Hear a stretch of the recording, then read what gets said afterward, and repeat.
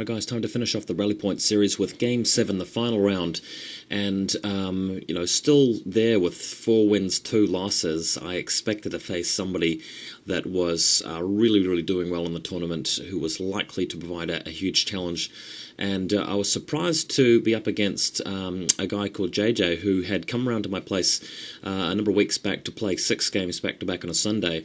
I showed you a commentary report of that on YouTube at one point with some very quick slideshows of my games against him, Circle against Cygnar and Legion against Cygnar at the time. 2 of those games featured his non-shooting pStryker list, which was all about armor and combat, and he actually decided to go to Rallypoint with that list, and he did remarkably well with it, winning 4 games, losing 2, and meeting me in the final round. I played against this list with with pKruger, and it was a very close game. pKruger struggling really to take out all that heavy armor, but this time I had Kromac, and I was really relieved to see this matchup because, first of all, my Kromac list has a bit of a weakness against shooting. His army, even though Cygnar has no shooting, he's got a lot of reliance on Arcane Shield. I've got a Pureblood with Wraithbane to negate that.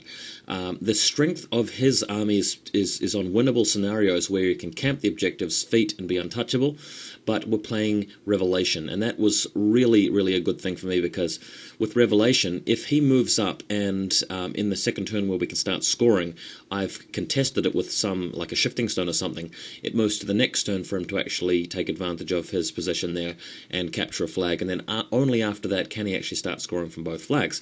So by then the feet's down, and I can actually start ripping him to bits, and we're going to see something like that happen this game, and really was quite comfortable and relieved to have been in a situation around 7 where I knew exactly what to do, and I was very happy about the matchup rather than sort of being all panicked and nervous.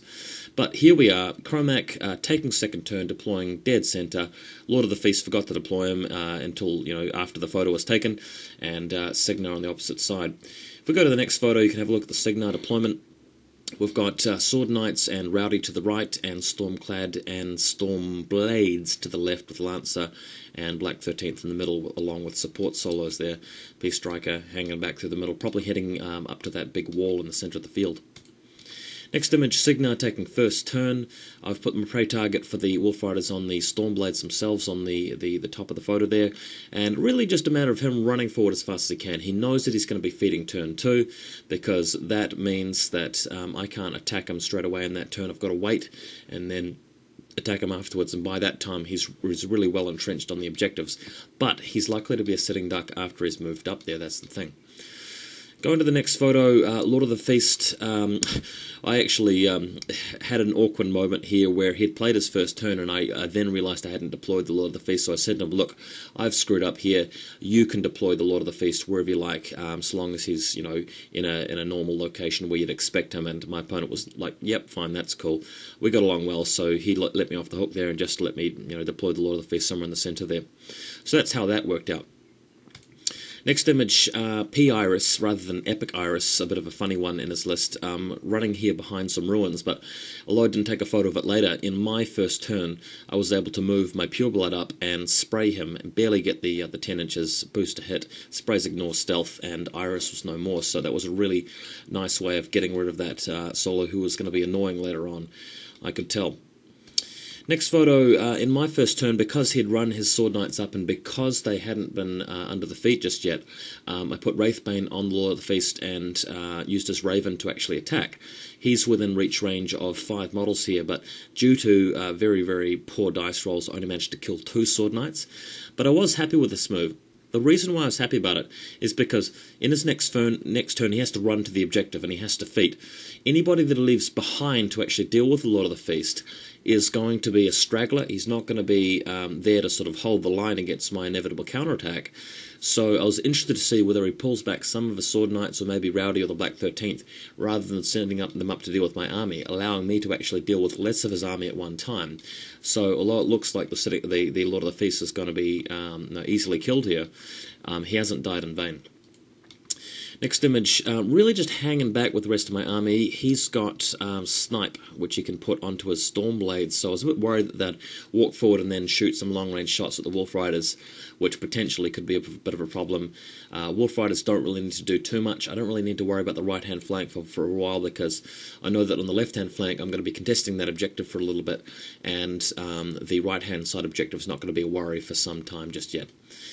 Next image, my opponent does decide to move Rowdy up to kill the Lord of the Feast, which I was very happy about, because he's got his Sword Knights here camping the objective, but Rowdy's not up there. So essentially, if I just hang back in my following turn, it means that I don't actually have to hang back too far. I can actually quite easily stay out of Rowdy's threat range, and it's going to be harder for him to get the sort of the bonuses between Rowdy and the Sword Knights with flank, for example, in that same turn. He's tried to fire a fire beacon off at my Stalker, but he has missed, and that's the template out in the middle of the field. Next photo, despite the fact that pStryker has feated at this point, I decided that because Rowdy's so far away, what I could do is charge the Stalker in, severely damage the Sword Knights, and then warpath backwards 3 inches, and probably still be out of range for Rowdy to charge him. Rowdy's actually only got an 8.5 inch threat range in this list, and the Stalker, with some buffs there, he's got Wild Aggression, Wraithbane, and Berserk, all triggered there. He charges in. I kid you not, he effortlessly wipes out every single Sword Knight in that unit, and then pulls back 3 inches without batting an eyelid. And he did that thanks to not needing to boost to anything. He's hit every single attack. Almost every single attack killed something. He's a power 16 and they're armor 20, 21 at this point, so he only needs about 6s to kill.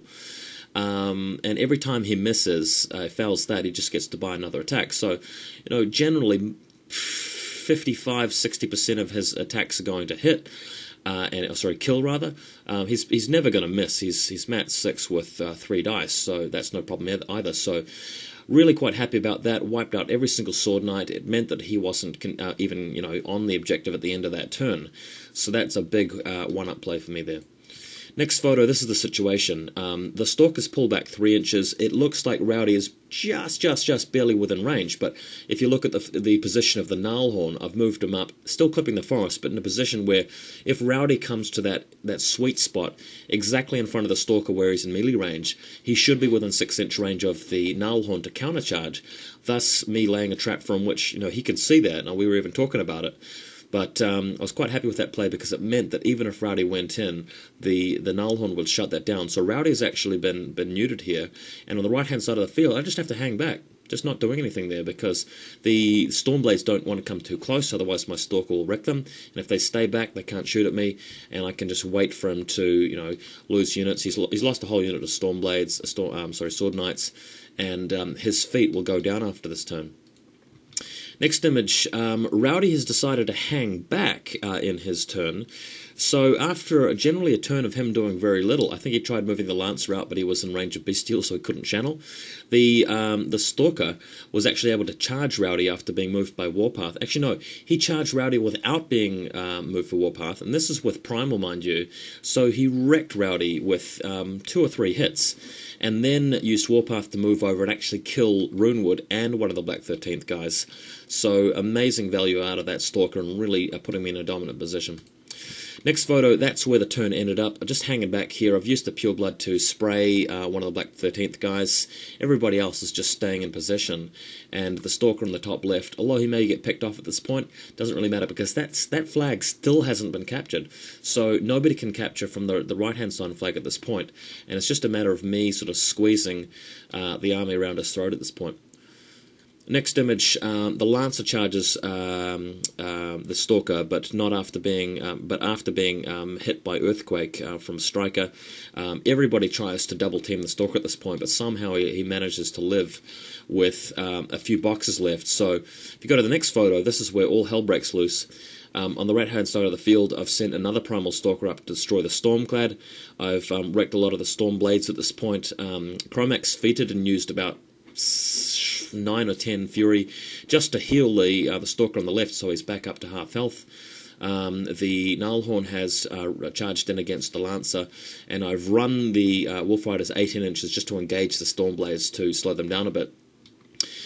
Beasts have been run fairly hot this turn, but I've got the Shifting Stones moved up in a position where they can actually Serenity quite a lot of points off the Beasts. And yeah, if you just go to the next photo, he tries to counterattack a little bit, moves his troops around a bit, but he still can't even kill that Stalker there. Striker's actually even moved around outside of the wall to have a go, but just no love. And at this point, I was even considering delaying the game just so I could capture some control points, seeing as that the rankings for the end result of the tournament are slightly based on how many control points you got if you have the same wins as somebody else at the end of the round. But after some discussion with my opponent, it wasn't really going to be worth it, because if the game went to time, you know, it might have done at that point.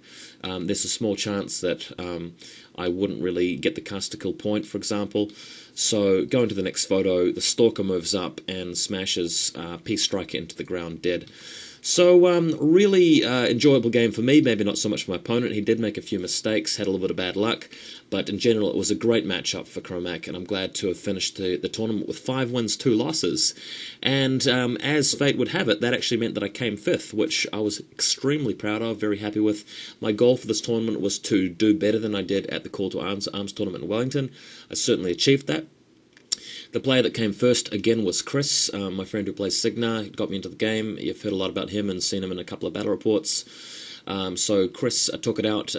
Second player who came second was a Trollbloods player called Sean from Wellington, who is a very good player. He plays a lot down there. Third place was Ian, who beat me in round 5 with his Legion, another very experienced and talented player who had a very, very close game with the eventual tournament winner in round 6, Saren versus E. Haley. Saren barely losing that. Fourth place, I can't remember who got that. It might have been Casey, who beat me in round 4 with his Gators, but I picked up round 5th place, and extremely happy to have done so. So look out for more stuff in future. I'm actually painting up my Menoth, and Menoth are a very good force for my playing style. I'm very much about attrition, but that doesn't mean that I'm going to stop playing Circle. I'm going to be playing a lot of Circle in future, and as the Domination releases come out, I'll be talking about those a bit more and picking some of them up. And there'll be a lot more to come. So hope you guys enjoyed this series. Thanks again for watching and supporting. Check out some of the forums such as Privateer Press and Thrall Blacks, which is the blog that the Kiwi players post on. I've got some written battle reports on those, and you can always head over to Rankings HQ to see how the New Zealand rankings have turned out after this tournament. I believe the results aren't up yet, but they will be soon. Thanks guys, another good one. Catch you next time.